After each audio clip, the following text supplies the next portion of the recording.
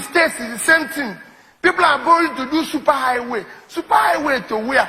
Let's see the small road. Super highway to where?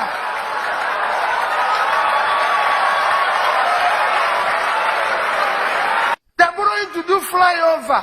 When the main road is not good, why are you doing the flyover? Where are we flying to? We want the road to be good. But they're going to do flyover. That is what you see in this country. The Lagos Calabar, obviously the project that's being worked on, that your statements on that project are... My statement on it is one statement that is because I'm the one who made it, I won't use the word exemplary. All that I said is what I did even as a governor. There's so many existing roads that are in disrepair. So many that require the construction. There's some that are women that are not motorable. We already have a network of roads that need to be repaired, reconstructed, and everything. And I said, we don't need to start new ones. When Biden came here, he did something, he said he's going to improve the infrastructure. Did he say he's going to start new ones? No infrastructure plan, yeah, you're right. He said he's going to, that American infrastructure is decaying. He needs to improve it. He didn't say they're going to start new ones. We think that they open new ones through the seas and everything. It's so that the existing one, this is something that we have been glad. I remember telling someone in America, I wish they can give us this one they want to repair, so we can take it and put it in our place so they can have repair new ones, because that's what we need. But today, are you from Nigeria?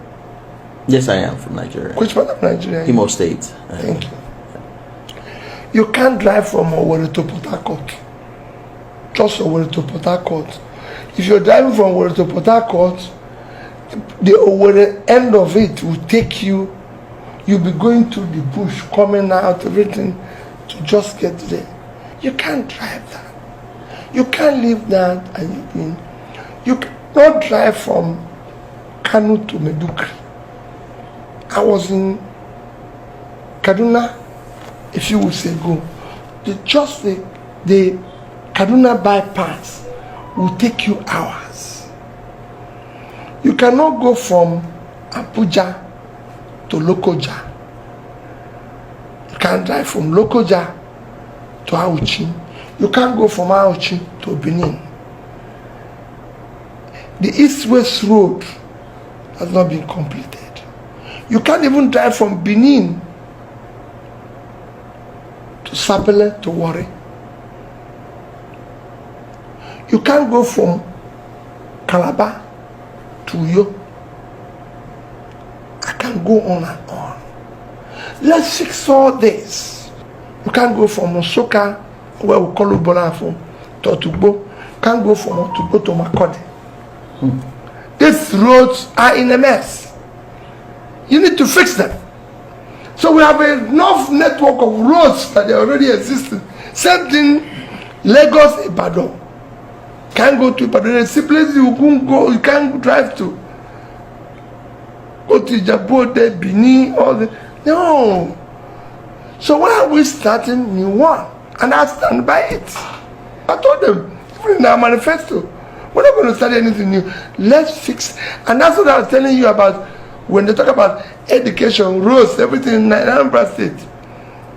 What I did, when I came in, some of the roads were started by my predecessor, Dr. Chris Ngige. I completed it. He said, people of Anambra can tell you. Even to prove that I completed, I measured where he stopped and did my own. So, and then all the existing roads. And then started opening the rural areas where the roads did not exist again. I started opening it up. Built a maintenance agency to maintain them, because one of the problems we have in Nigeria is people think you can construct a road and it stays forever. No. In this country, you will see them every 5 years. they are laying a road that even it's done everywhere in the world. In Nigeria, you build a road, people will say, oh, the road P2B built has failed. I left government 10 years ago. The road is not forever. This building, this hotel, every 4 or 5 years, they refurbish everything. Otherwise, the hotel will fall, it will collapse. But it should be, obviously, there should be some revenue being generated by the roads to be able to maintain it. The federal government can't obviously be able to take care of every single road, so maybe tolls are some things that... Nigeria have not said they will not pay tolls. When the toll gates were there, they were paying. If you do a good road in Nigeria today, Nigerians will pay toll. It is government. They can do it. They can do it based on the toll system, partnering strategically with those that can build the roads and collect the toll. But they won't do it because of obvious things. Which are? Corruption. Okay, well, I'll leave that alone. I'll go back to Chioma for the sake of time. In addressing another allegation, the Vice President has accused you of engaging in divisive rhetoric because you criticize the government's spending priorities. How do you respond to those allegations? Well, I don't need to make comment on that. Just something I said. It doesn't exist. There's no evidence to that. If I said you need to put money here and remove money here, that's not criticism. I'm only just saying what is right. Where we're building students' hostel. We're building student hostel with 1 billion.